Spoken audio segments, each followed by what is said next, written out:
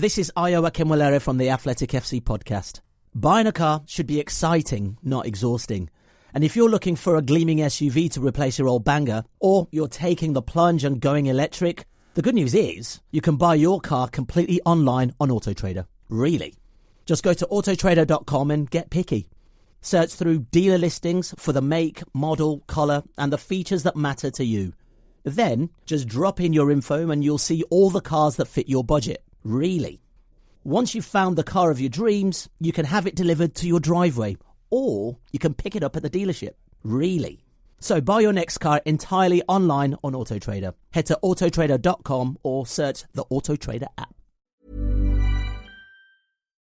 Bonjour, ici Patrick Pierrat. Le bulletin Info Bref d'aujourd'hui vous est offert par Volks RH. Voici l'essentiel des nouvelles en ce jeudi 12 février. En Colombie-Britannique, une fusillade a fait mardi 8 morts et une vingtaine de blessés. Une tireuse de 18 ans, qui était de sexe masculin à la naissance, aurait abattu sa mère et son frère avant de tuer 4 autres personnes dans son ancienne école secondaire à Tumbler Ridge, dans le nord-est de la province. Parmi les victimes, il y a 3 filles de 12 ans, un garçon du même âge et une enseignante. Une vingtaine de personnes ont été blessées, dont au moins 2 gravement. La suspecte se serait suicidée à l'intérieur de l'école. C'est la deuxième fusillade en milieu scolaire la plus meurtrière au pays. Celle survenue en 1989 à l'école polytechnique de Montréal avait fait 14 victimes. Le gouvernement du Québec veut réviser le processus d'attribution des logements qui sont catégorisés comme abordables.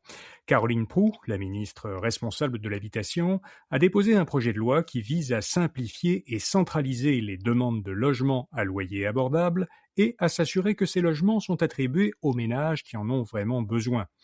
La vérificatrice générale du Québec avait en effet identifié l'an dernier plus de 2700 locataires de logements abordables qui avaient des revenus largement supérieurs aux critères établis.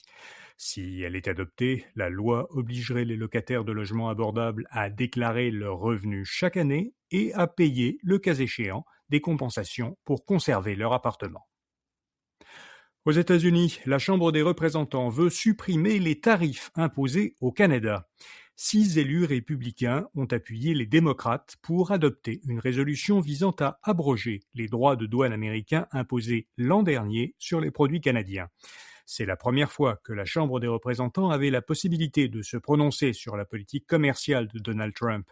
Ce vote constitue un revers politique pour le président. La résolution doit encore être présentée au Sénat, qui s'était déjà prononcé en faveur de l'annulation des tarifs douaniers. Mais même si les sénateurs adoptaient la résolution, elle serait certainement bloquée par un veto du président américain. Un mot maintenant de notre commanditaire. Avec son rapport RH 2026, Volks dresse un portrait clair des enjeux RH à venir et des priorités concrètes pour s'y préparer. Données exclusives, tendances clés et prises d'action. Un outil essentiel pour orienter vos décisions et aligner vos pratiques RH sur la réalité de demain. Cliquez sur le lien dans la description de cet épisode pour obtenir le rapport RH 2026 de Volks. Un quart des Québécois disent avoir été victimes de fraude ou d'extorsion. C'est ce qu'a constaté la firme Léger dans un sondage obtenu par l'agence La Presse canadienne. Les types de fraudes les plus rapportés sont la fraude par carte de crédit ou bancaire, les escroqueries en ligne et les escroqueries par téléphone ou message texte. Un peu plus de 7700 véhicules ont été volés au Québec l'an dernier, selon Équité Association, un organisme financé par des assureurs de dommages. Le nombre de vols a baissé de 25% par rapport à 2024. L'organisme attribue cette baisse à des efforts faits par les gouvernements, les forces de l'ordre et l'industrie. Comme l'année précédente, en moyenne, un véhicule sur 2 a été récupéré. Les véhicules non récupérés ont probablement été exportés ou démantelés, estime Équité Association.